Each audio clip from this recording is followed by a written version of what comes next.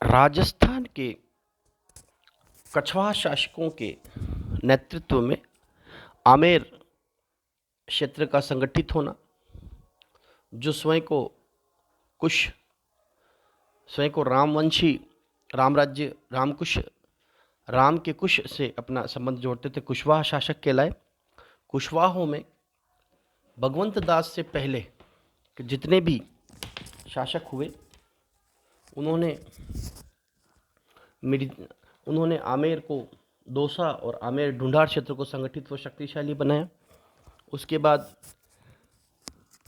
आमेर को राजधानी बनाने के बाद सांगानेर नगर की स्थापना, सवाई जयसिंह द्वितीय के द्वारा जयपुर नगर की स्थापना और यहाँ के शासकों द्वारा मुगलों से संबंध स्थापित होने के बाद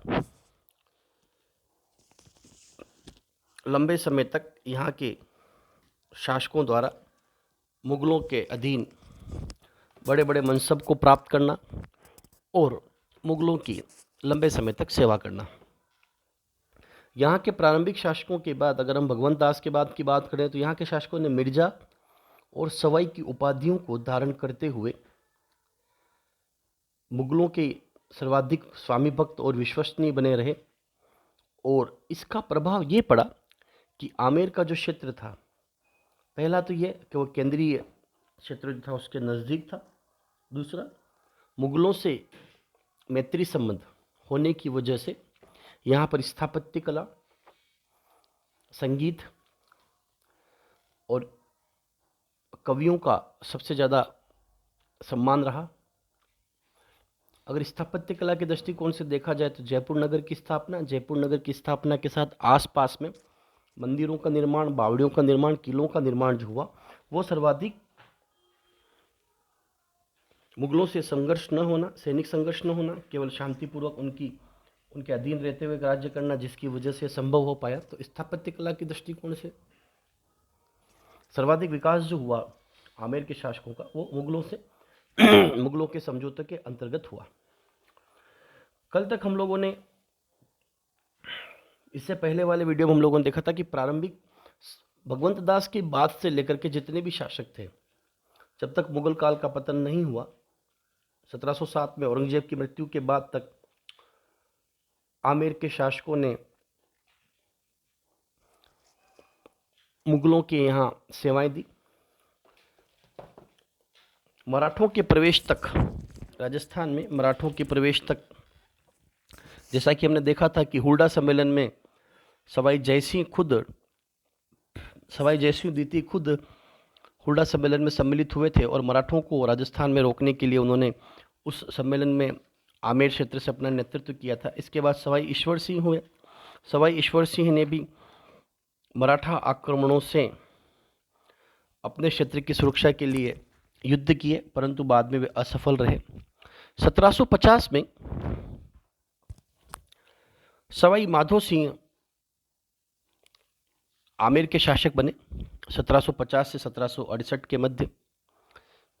इस समय तक अगर हम भारत की राजनीतिक स्थिति का अध्ययन करते हैं तो ये देखने को मिलता है कि अब तक मुगलों का प्रभाव उत्तर भारत के साथ पूरे भारत में कमजोर हो चुका था। मुगलों के नियंत्रण में जो क्षेत्र थे वे स्वतंत्र सूबों के रूप में स्थापित हो चुके थे। दूसरा, दक्षिणी भारत के मराठा और पिंडारियों के निरंतर राजस्थान में आक्रमण हो रहे थे और वे चौथ, सरदेशमुखी और अन्य क्षेत्रीय करों के द्वारा राजस्थान के राजपूत शासकों का शोषण कर रहे थे। तीसरी तरफ यूरोपीय देशों में अंग्रेज और फ्रांसीसियों के मध्य भारत में की राजनीतिक सत्ता को प्राप्त करने के लिए संघर्ष चल रहा था। उसी समय में सवाई माधो सिंह 1750 से 1768 के मध्य आमेर के शासक बनते हैं। इनके समय में भी जो समकालीन परिस्थितियां थी कि मराठों के आक्रमण झेलना पड़ा। सवाई माधो सिंह के समय में मराठों के सबसे भयंकर आक्रमण आमेर पर हुए और कहा जाता है कि आमेर का जो कत्लेआम किया गया था मराठों के द्वारा, वह सवाई माधो सिंह प्रथम के समय में ही हुआ। इन्होंने आमेर की सुरक्षा के लिए 1763 में सवाई माधोपुर नगर स्थापित किया, जो बाद में जाके वर्तमान समय में वो जिला है। उसको बसाने का मूल कारण यह था कि मराठों के आक्रमण से जनता की सुरक्षा के लिए एक और सुरक्षित नगर बसाया जाए, और सवाई माधो सिंह द्वारा सवाई माधोपुर नगर की स्थापना की गई। आमेर में देखें तो नाहरगढ़ में 9 महल के किले बनवाना, मोती डूंगरी महल को बनवाना, यह इनके द्वारा किए गए स्थापत्य कला के कार्य थे। सवाई माधो सिंह ने शील की डूंगरी चाकुस में शीतला माता का मंदिर भी बनवाया तथा 1768 में इनकी मृत्यु हुई। सवाई माधो सिंह के समय में मराठा आक्रमणों से आमेर राज्य भी असुरक्षित रहा।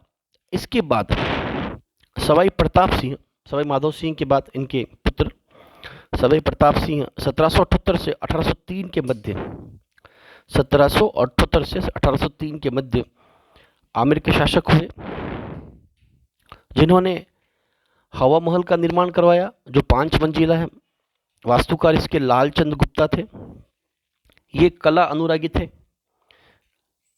सवाई प्रताप सिंह ने व्रजनिधि नामक खुद की कविताएं लिखी तथा संगीत सम्मेलनों का आयोजन ये आमेर या अपने क्षेत्र में करवाया करते थे। जैसे राधा गोविंद संगीत सार पुस्तक भी इनके संगीत के योगदान के लिए लिखी गई, जिसके लेखक देवर्षि भट्ट ब्रजपाल थे। सवाई प्रताप सिंह ने जोधपुर के शासक विजय सिंह के साथ मिलकर मराठा सेनापति महादजी सिंधिया को जुलाई 1787 में पराजित किया, जिससे कि मराठों का आक्रमण आमेर क्षेत्र में कुछ कम हुआ। इसी क्रम में जगत सिंह द्वितीय आमेर के शासक हुए।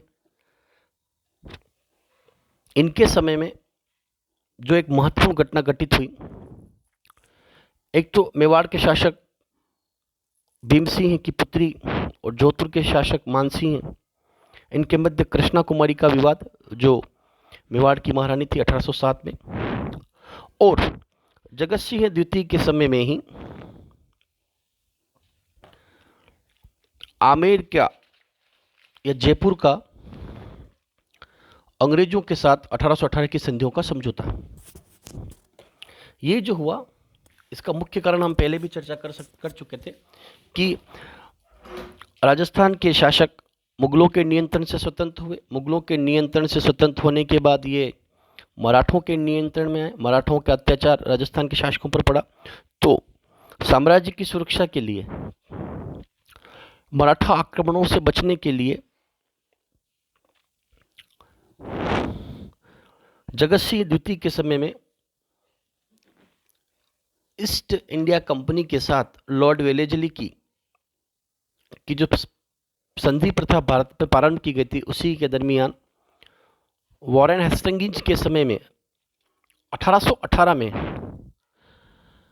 आमेर का और ईस्ट इंडिया कंपनी के बीच, जिस समय में आमेर के शासक जगत सिंह द्वितीय थे, के समय में 1818 की जो संधियां हुई, उन 1818 की संधियों के बाद आमेर के शासकों ने अंग्रेजों से जो समझौता किया, जिसे हम सहायक संधि प्रथा या 1818 की संधियों के नाम से जानते हैं, यह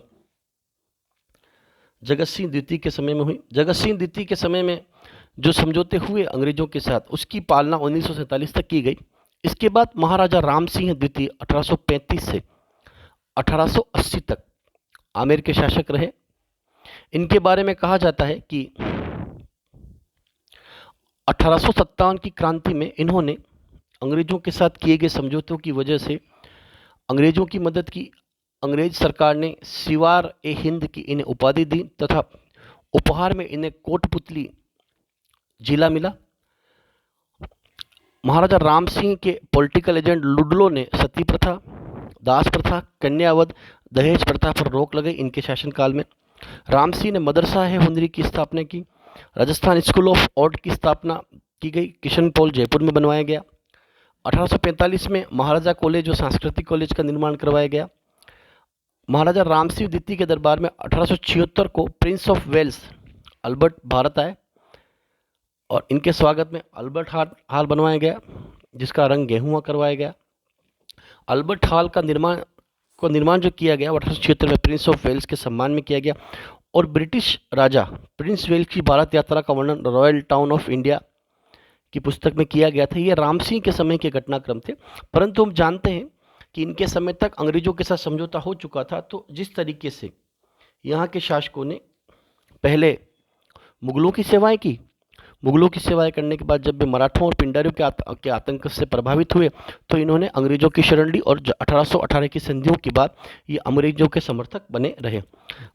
इनके बाद महाराजा राम सिंह द्वितीय आमेर के शासक हुए, जो जयपुर के अंतिम महाराजा थे।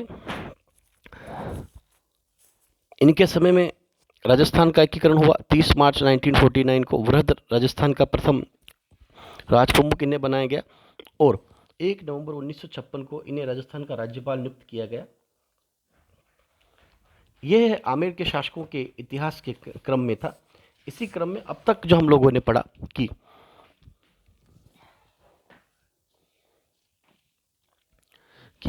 आमेर के शासकों के वंश क्रम में कुशवाहा वंश की कुलदेवी जय वाय माता अन्नपूर्णा माता जी ने कहा जाता है। जोधपुर के राठौड़ों की नागचैणी माता, उदयपुर के सिसोदिया राजवंशों की बाण माता, बीकानेर के राठौड़ों की करणी माता, जैसलमेर के भाटियों की स्वांगिया माता, सीकर के चौहान शासकों की जीर्ण माता, जालौर के चौहान शासकों की आशापुरा माता, खांगरोतों राजपूतों की ज्वाला माता, भरतपुर के जाट शासकों की राजेश्वरी माता और कोटाहाड़ा राजवंश की बदाना माता। अब चौहान वंश के प्रमुख संस्थापक जो थे शाकंभरी के चौहान थे, उनकी स्थापना वासुदेव चौहान के द्वारा की गई। जालोर के जो चौहान के उनकी स्थापना कीर्तिपाल चौहान के द्वारा की गई। नाडौल के जो चौहान थे उनकी स्थापना लक्ष्मण सिंह चौहान के द्वारा की गई। रणथंभौर के जो चौहान थे इनकी स्थापना गोविंदराज के द्वारा की गई और सिरोही को जो चौहान थे उनकी उन्नति लुम्बा देवड़ा द्वारा की गई।